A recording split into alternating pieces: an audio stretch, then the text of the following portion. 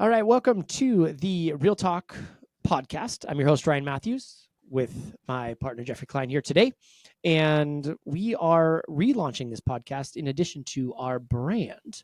So we wanted to come on and talk about just kind of a pivot that we've made in our business. And we figured no better than everything, the stars all kind of aligned for the new year. So to kick off 2024, here we are. And we are going to be announcing the Summit Group. So go ahead and walk me through kind of how our process went and how we kind of came up with it, and we'll go from there. Probably about 18 months ago, I contacted you. I was like, hey, let's go. Sorry, I had to make sure the mic's on. I was like, hey, let's go grab lunch. Let's sit down. I want to run an idea by you. And then I kind of ran this idea by you about 18 months ago of partnering together, getting to higher price points, how we were going to do it, things like that.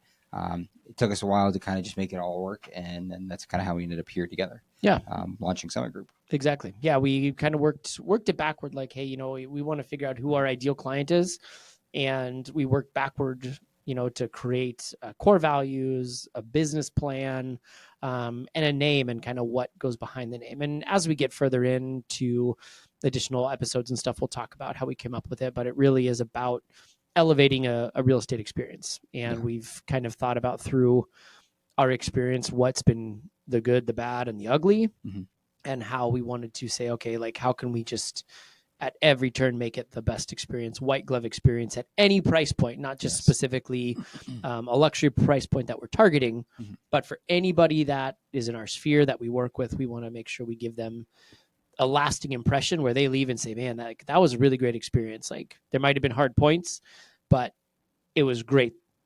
The way the taste that they're going to leave in their mouth is like, hey, these are the only two that you have to work with. Yeah, that's exactly why we did it. I think we just aligned really well in a lot of similar capacities and a lot of different capacities too. So, exactly. So tell me about anybody listening. Tell me about kind of your background in real estate and how long you've been doing it. Just so if nobody knows, they can get brought up to speed. Yeah. Short version is I've been licensed in 2015, full time since 2017. Previous to that, or prior to that, I sold luxury appliances and normal appliances. I did some remodeling with my dad. Just kind of always been around real estate for a long time. So that's kind of how I got here. But what about you? How did this all come about for you? How long have you been doing it? I've been doing it since I guess I got my license 2019. I've been about 5 years in the business, licensed in Arizona and in Washington. And a lot of people said, hey, you're great with people and you'd be great in real estate. I mean, they really didn't tell me anything more like what it actually takes to build a business. Yeah. But I think what I've learned is people don't all know. Most people don't know what it takes to actually build a business and do this. Like, a lot of people just sell homes as opposed to running a business. But yeah, like in working through, I've worked primarily in the East Valley. Actually, that's probably not true. I've worked in all parts of the Valley. Yeah. I've done everything from high-end homes to land to trailers in all different corners of the Valley, just through different leads that I've worked. I've done a lot of business with people moving into state, just with having my Washington background, being from there. A lot of people have moved down here. So that was part of the reason I got my license up there, to help people sell their home and create a more seamless transaction on that side. Nice. But yeah, I'm really in it to just help people. I realize through doing these transactions that it's a hard transition and a hard transaction to go through. And I've learned a lot along the way. I still have a lot to learn. I learn something on every transaction. But what I've really realized is that people don't do it that often as far as selling or buying a home. And I want to be able to make a better experience than they could get elsewhere. Yeah. I agree with that. I think that's kind of where we started doing this. And same like you, I mean, I've sold houses everywhere. I've sold $150,000 homes on an acre. I've sold $1.6 million houses in Scottsdale, just the gamut, right? I've Glendale, Mesa, Gilbert, everywhere. So same thing. Yeah. Exactly. Now, in this, like, you called me, I guess it was about a year and a half ago now. I was heading down to our old brokerage. Part of this transition, we've actually switched brokerages. Yes, we did. We were at a brokerage together in Casa Grande, and you called me one day. You said, hey, I want to go to lunch or breakfast. Like, I've got an idea. We'd done a little bit of work in doing some video Social and some media filming, stuff. social media stuff together, Mhm. done some open houses together, Mhm. and you just said, hey, you know what, like, let's go to lunch. And then we sat down and you had a couple questions for me. Yeah, it was just like, this is the areas where I'm not really great yet. This is where I think you and I differ from each other, but I think that we're aligned enough in our beliefs and just kind of who we are as people that I think we could make something really great out of this. And we can kind of not cover up each other's deficiencies, but we can kind of hold each other up in those regards. One of those ways is something that you talk about a lot is that there's two parts of a transaction. There's the emotional side and the logical side. Mhm. I'm more of a logical thinker. That's just how I've always been.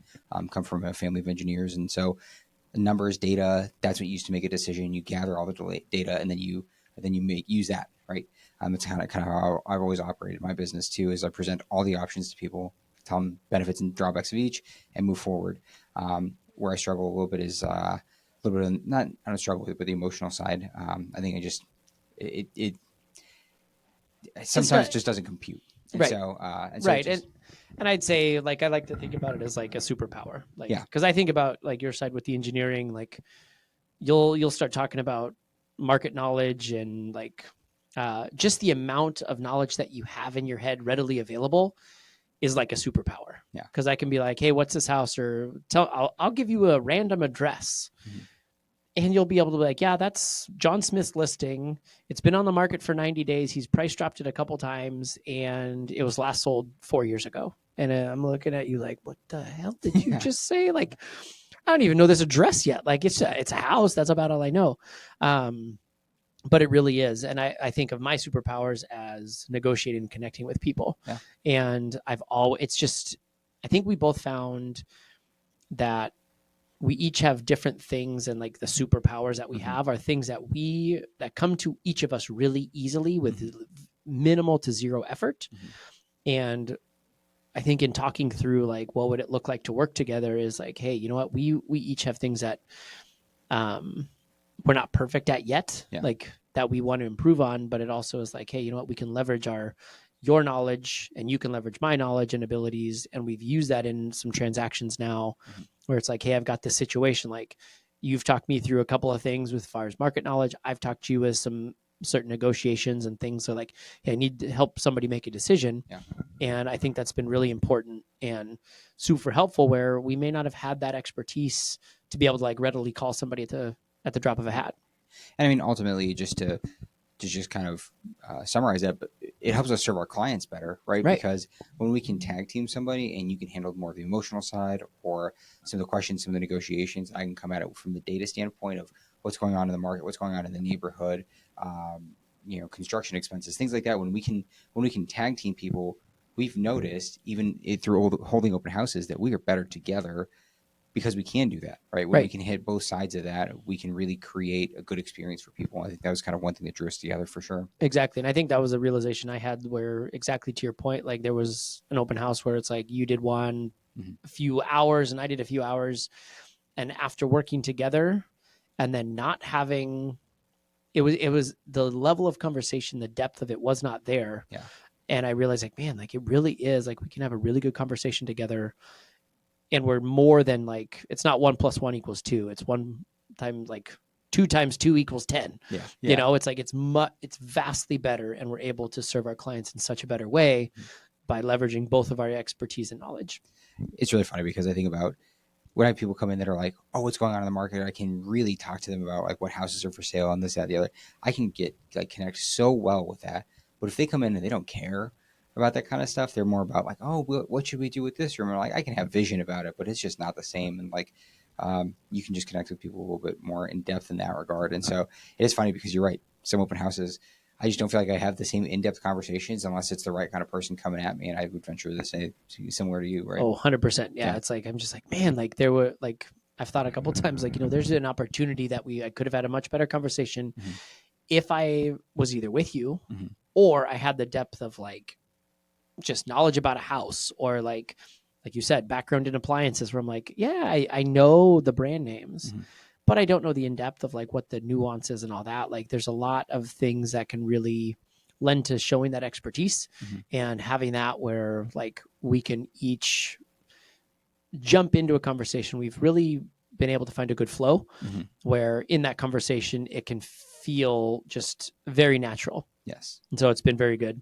Yeah. So yeah, I think it's a great summary of why it's been so good so far. Yeah. And I'm just really excited to kind of just continue to share the journey. Like, I mean, yes, we've made a transition, but completely pivoting a business. And Yes. I mean, we switched about 6 months ago. We stopped Half- on a dime, dude. Yeah. We were literally just It was like 180. yeah, I mean, it was a complete turn. So to be able to transition and shift a business has been anything but like easy. Like there have Yes. been times when it's like, man, like how do we do this? And are we doing the right thing? We've questioned it. What we want to do is just peel back the layers along the way Mhm. and talk about like the things that work, the things that don't work, the challenges we're coming up against. And it's going to be everything from business to life to fatherhood to parenting and Yeah. everything in between. That's where it's like, it's not just, yes, we're realtors, Yeah. but it's real talk about everything. We're going to Yeah. peel back the onion, talk about that, have guests on, talk about their experiences in life and how that works with business and families. And we love to share this journey with you. Yeah. And We're excited about it for sure. yeah, absolutely. So like, follow, share. If it's something that you find valuable or you know somebody that would, you know what to do. Until next time, see you later. Thanks.